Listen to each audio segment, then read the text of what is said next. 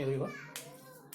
In the previous video, we have seen how or why the fluorine has less size than neon. Why drastically neon size is more.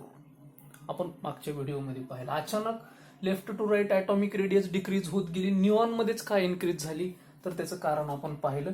Because of the more stability, more electron repulsion, only van der Waals radii is present, तर ते त्याचं कारण होतं. Now just I have to compare another one.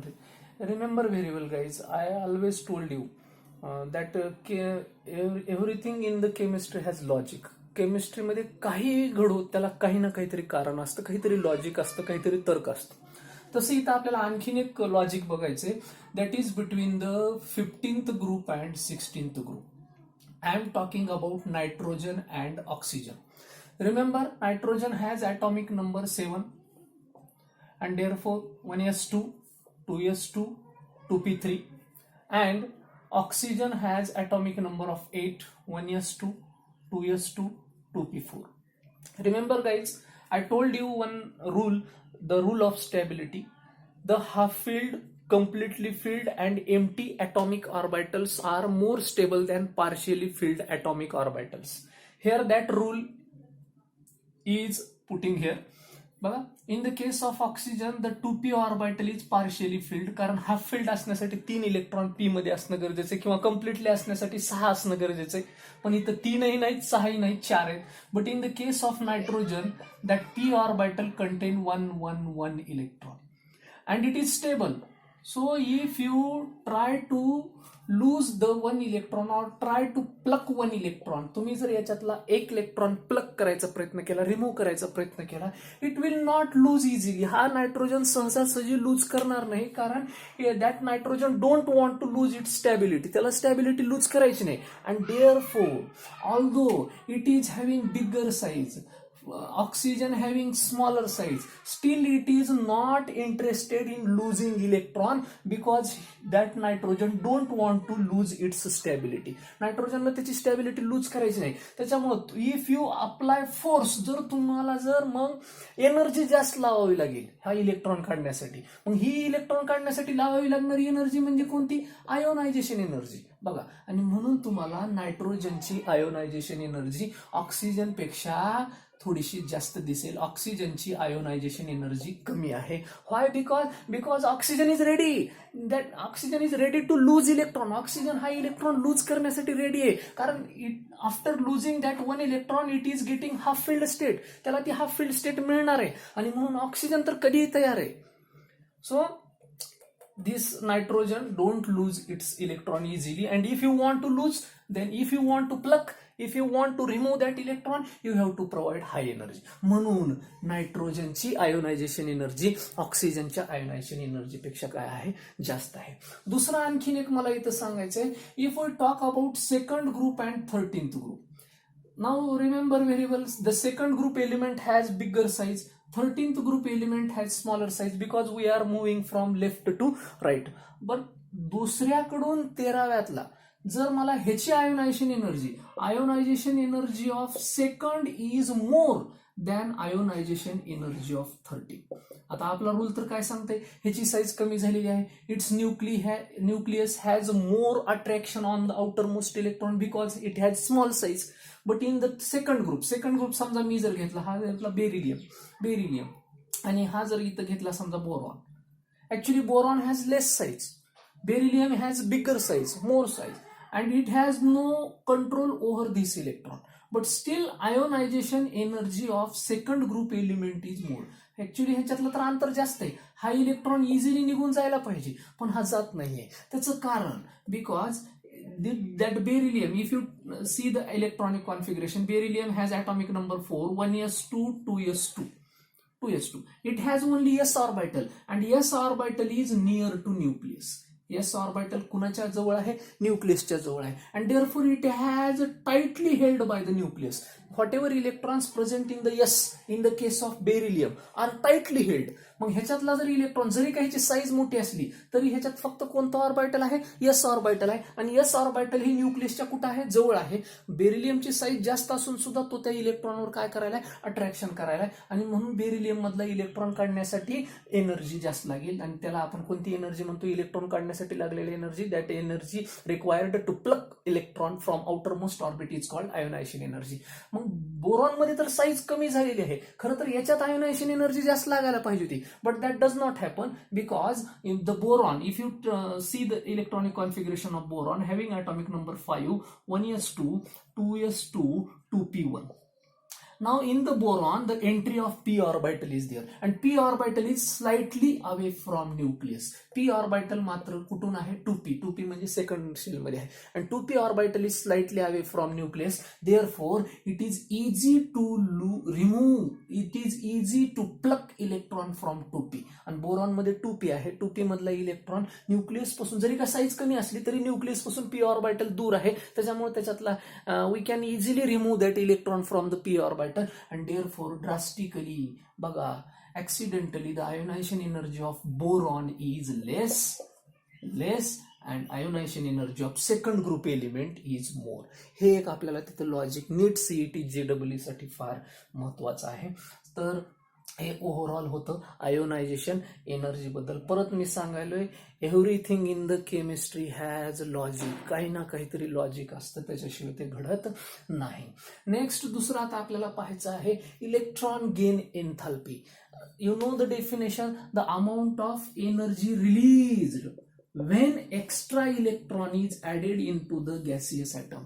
एखाद्या atom मध्ये electron add झाल्यानंतर बाहेर पडलेल्या ऊर्जेला काय म्हणतात, electron gain enthalpy. Electron gain enthalpy.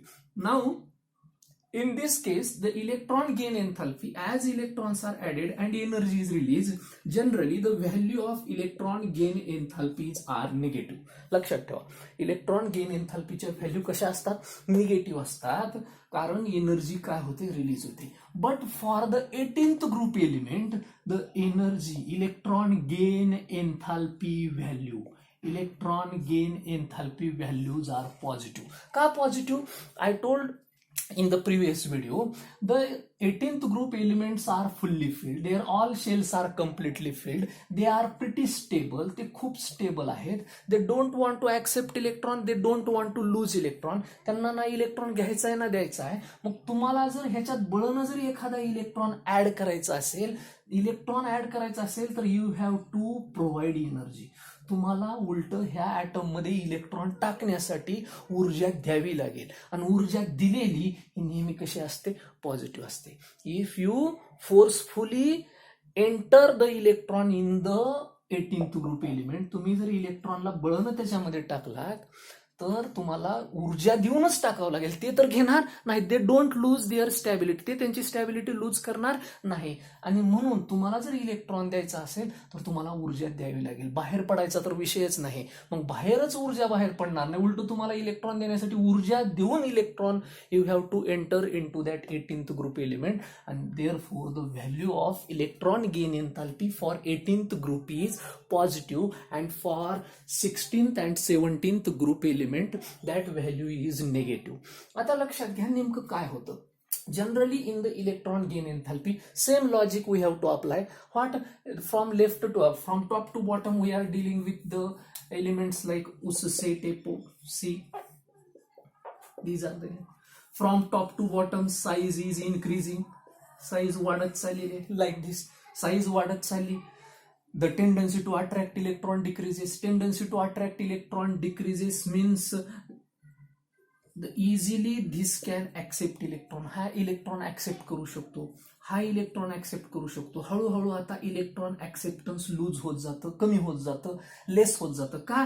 कारण this nucleus has no attraction over its own electron. आहे त्याच इलेक्ट्रॉनवर अट्रॅक्शन राहत नाही. नवीन इलेक्ट्रॉन ऍड होण्याचं तर प्रॉब्लेमच नाही. त्याच्यामुळे नवीन इलेक्ट्रॉन ऍड होत नाही, म्हणून इलेक्ट्रॉन गेन एन्थाल्पी कमी होते. कारण तुम्हाला माहिती आहे, इलेक्ट्रॉन ऍड झाल्यानंतर बाहेर पडलेली ऊर्जा, if electron get added then energy is released. And that depends on the addition of electron. जेवढी इलेक्ट्रॉन ऍड होतील तेवढी एनर्जी बाहेर पडेल. पण ह्यांची साईज हळूहळू वाढत चालल्यामुळं ह्यांच्यावर आहे त्याच इलेक्ट्रॉनवर अट्रॅक्शन नसल्यामुळं they are not holding their own electron whatever present in that orbit. They don't allow another new electron. ते नवीन इलेक्ट्रॉनला अलाउ करणारच नाही. त्याच्यामुळे हळूहळू top to bottom electron gain enthalpy decreases. Electron gain enthalpy decreases. Oxygen, sulphur, selenium, tellurium, polonium. But here is also one important question. Oxygen पेक्षा सल्फरची आत्ताच मी सांगितलं टॉप टू बॉटम काय व्हायले, डिक्रीज व्हायले, कारण साईज वाढायले. ह्याच्यात इलेक्ट्रॉन इझिली ऍड होणार नाही जेवढा ह्याच्यात होईल, कारण ह्याला स्मॉल साईज आहे, तो पटकन इलेक्ट्रॉन घेईल, हा उशिरा घेईल. पण इथं तसं न होता ऑक्सिजनची इलेक्ट्रॉन गेन एन्थाल्पी चुकून सल्फरपेक्षा जास्त आढळली. ऑक्सिजनची इलेक्ट्रॉन गेन एन्थाल्पी सल्फरपेक्षा कमी आढळली. असं का झालं? ऍक्च्युली सल्फरची कमी असायला पाहिजे. Oxygen more electron gain enthalpy, ऑक्सिजनपेक्षा कमी सल्फरची, सल्फरपेक्षा कमी सेलेनियमची. पण इथं काय झालेलं आहे? Why oxygen has less electron gain enthalpy. Why oxygen has less electron gain enthalpy than sulfur. Actually सल्फरची कमी असायला पाहिजे होती, पण असं का झालं? तर त्याचं कारण आहे लेकरांनो, in the oxygen the size is small. ऑक्सिजनची साईज काय आहे? स्मॉल आहे. And therefore electrons are very closer. ऑक्सिजनची साईज अतिशय लहान आहे आणि त्यांच्या इलेक्ट्रॉनच्या साईज अतिशय साईज लहान असल्यामुळे इलेक्ट्रॉन त्याच्या एकदम जवळ आहेत. And there is inter electronic repulsion. त्यांच्यात परत काय आहे? रिपल्शन आहे. दुसरं, सल्फरमध्ये जर तुम्ही गेलात, बघा आता सल्फरमध्ये काय आहे? In the sulphur in the morning I told you there is D orbital. सल्फरमध्ये काय आहे? डी ऑर्बिटल आहे. And this D orbital has poor shielding. ह्यांच्यामध्ये जे ऑर्बिटल आहे that orbital is called D orbital. आणि डी ऑर्बिटल ह्याची जी रिपल्शन आहे ती अतिशय कमी आहे. आणि डी ऑर्बिटलचं रिपल्शन कमी असल्यामुळं अट्रॅक्शन पॉवर काय आहे? जास्त आहे. कुणाच्या? सल्फरमध्ये. ऑक्सिजनमध्ये डी ऑर्बिटल नाही, ऑक्सिजनची साईज स्मॉल आहे, त्यांच्यातच साईज स्मॉल असल्यामुळे रिपल्शन जास्त आहे. And therefore drastically the oxygen has less electron gain enthalpy than sulphur. Actually ऑक्सिजनची जास्त असायला पाहिजे होती, पण त्याची स्मॉल साईज इंटर इलेक्ट्रॉनिक रिपल्शनमुळं it is not able to attract new electron because there is repulsion. But in the case of S orbital there is D orbital and D orbital has poor shielding. त्यांच्यातले जे भांडणे ते कमी आहेत आणि त्याच्यामुळे nuclear charge काय झालाय? वाढलाय. कारण डी ऑर्बिटल असल्यामुळे इलेक्ट्रॉन वाढलेले आहेत. And because of the increasing nuclear charge they are attracting electron. Sulphur nuclear charge, effective nuclear charge वाढल्यामुळं इट इज अट्रॅक्टिंग इलेक्ट्रॉन आणि इलेक्ट्रॉन अट्रॅक्ट करायल्यामुळं ऊर्जा बाहेर पडायली आणि म्हणून सल्फरची इलेक्ट्रॉन गेन एन्थाल्पी ऑक्सिजनपेक्षा काय आहे? जास्त आहे. बाकी मग इथून मात्र सर्वांची इलेक्ट्रॉन गेन एन्थाल्पी काय होत चाललेली आहे? कमी होत चाललेली आहे. तर हे आपल्याला लक्षात ठेवायचे. So that is the case of oxygen and sulphur. So remember guys. Now पुन्हा in the case of 17 from top to bottom the electron gain enthalpy again decreases. सगळ्यात जास्त कुणाची आहे? फ्लोरीन. फ्लोरीनपेक्षा क्लोरीन, त्याच्यापेक्षा कमी ब्रोमीन, त्याच्यापेक्षा कमी आयोडीन आणि त्याच्यापेक्षा कमी आयस्टाईन. कारण ह्यांच्यात सुद्धा परत साईज काय झालेली आहे? वाढत झालेली आहे. But remember very well the fluorine has highest electron gain enthalpy. Why? Because fluorine is most electronegative element. आणि तुम्हाला माहिती आहे it will attract the electron. तो इलेक्ट्रॉन अट्रॅक्ट करेल. इट हॅज इलेक्ट्रोनिगेटिव्हिटी 4 आपल्याला बघायचं नेक्स्ट पॉईंटमध्ये. And therefore fluorine has highest electronegativity. It is willing to take 1 electron because it has to complete its octet. त्याला पटकन एक कुणाच तरी इलेक्ट्रॉन घेऊन त्याचं काय पूर्ण करायचे? Because it has electronic configuration 2,7. 7 means its outermost orbit has 7 electron. To complete octet there is need of 1 electron and it is willing to accept this 1 electron. Therefore it readily accept one electron, release energy, and therefore fluorine has high electron gain enthalpy. But in the 18th group, I told you there the values are positive. They are not interested in accepting electron. त्यांना तर electron घ्यायचाच नाही, आणि electron घ्यायचा नाही त्याच्यामुळे बाहेर पडण्याचा विषयच नाही. आणि जर तुम्ही देण्याचा प्रयत्न केला तर ते काय करतील, इलेक्ट्रॉन उलट जर तुम्हाला एनर्जी प्रोव्हाइड करून ऍड करावं लागेल. So this is all about the electron gain enthalpies values of 16th, 17th and 18th group. आणि नेक्स्ट आहे इलेक्ट्रोनिगेटिव्हिटी. आता इलेक्ट्रोनिगेटिव्हिटी मध्ये लक्षात घ्या, परत इलेक्ट्रोनिगेटिव्हिटी इज डिनोटेड बाय काय, it is the tendency of an atom to attract shared pair of electron toward itself. Attract shared pair of electron, shared pair of electron towards itself. Means थोडक्यात आपण साध्या भाषेत बोलू, electron hunger, इलेक्ट्रॉनची भूक म्हणजेच काय आहे, electronegativity. And this electronegativity again size increasing. Size increase म्हणजे tendency to hold the outermost electron decreasing, कारण साईज टॉप टू बॉटम वाढत चाललेली आहे त्याच इलेक्ट्रॉनवरचं अट्रॅक्शन काय होत चाललेलं आहे, कमी होत चाललेलं आहे. नवीन ऍड होण्याचा तर विषय नाही, म्हणून इलेक्ट्रोनिगेटिव्हिटी सुद्धा टॉप टू बॉटम काय होत जाणार आहे, डिक्रीज होत जाणार आहे. म्हणून आत्ताच सांगितलं मी, fluorine has highest electronegativity 4, chlorine has 3.2, the bromine has 3.0, the iodine has 2.7, astatine has 2.2. बघा टॉप सगळ्या व्हॅल्यू चार्टमध्ये दिलेले आहेत. आपल्याकडे तो चार्ट इथं काढायला वेळ नाही आहे. You can see in the book every value charts are given for atomic radii, ionic radii. All the trends are arranged in the form of chart. They have given the proof with values, how decreasing, how increasing. You can see in the book. I have given you the PDF file. So just for remember, fluorine has highest electronegativity in the periodic table, and second number oxygen. 2 नंबरची electronegativity कुणाची आहे, ऑक्सिजनची आहे. कारण top to bottom size वाढत गेले, त्याच्यामुळं attraction power कमी होत गेले, आणि अट्रॅक्शन पॉवर कमी होत गेली म्हणजेच इलेक्ट्रॉन हंगर कमी होत गेले, इलेक्ट्रॉनची भूक कमी होत गेली. And therefore no addition of electron, no attraction of shared pair of electron, and therefore electronegativity decreases. But again there is one problem in the case of sulphur and selenium. Sulphur and selenium actually ऑक्सिजनची electronegativity आहे 3.27 somewhere something. Sulphur has 2.44 and selenium has 2.48. Actually ऑक्सिजनची 16मध्ये बघा, ऑक्सिजनची काय असायला जास्त आहे, नो डाऊट जास्त आहे. सल्फरची त्याच्यापेक्षा कमी, पण ठीक आहे कमी. बट सेलेनियमची त्याच्यापेक्षा कमी असायची, तर इथं काय झालेलं आहे, here it is such situation. Selenium has higher electronegativity than sulfur. परत इथं काय कारण आहे, here again sulfur has empty d orbital. Sulphur मध्ये जे ऑर्बिटल आहे ते एम्प्टी पुढे येते. 4p4 2p4 झाल्यानंतर 3d ऑर्बिटल एम्प्टी. कुणात, सल्फर. सल्फरचा जर की 1s2 2s2 2p6 3s2 3p4 and then 3d 0. This is the case for sulfur. ही सल्फर साठीची केस आहे. आता सल्फर मध्ये ऑर्बिटल बाहेर आहे, it is there but it is at outside. But in the case of selenium that D orbital is inner, मध्ये आलेले, त्याच्यानंतर एस आलेले आहेत, पी आलेले आहेत.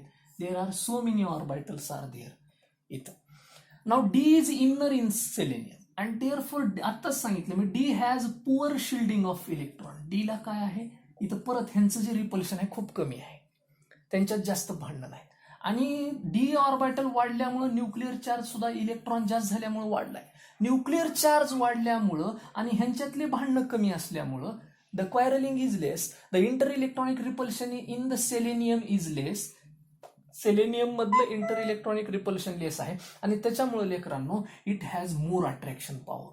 आणि ह्याच्यात ते अट्रॅक्शन पॉवर नाहीये तेवढं अट्रॅक्शन, कारण डी बाहेर आहे, पुअर शिल्डिंग इथं होण्याचा विषयच नाही. आणि त्याच्यामुळे सल्फरची इलेक्ट्रोनिगेटिव्हिटी ऍक्च्युली सेलेनियम पेक्षा जास्त असण्याच्याऐवजी it has less electronegativity than selenium. तर हे एक लक्षात ठेवा, सल्फर आणि सेलेनियम. इकडचा तर विषयच नाही. 18th ग्रुपमध्ये इलेक्ट्रोनिगेटिव्हिटी आहेत, काही आर्गॉन पासूनच्या व्हॅल्यू दिलेल्या आहेत. Near about 3.24 argon, krypton this is 3.0, xenon 2.7, radon 2.2 अशा व्हॅल्यू दिलेल्या आहेत. But there is no interest of study of electronegativity because they don't attract or they lose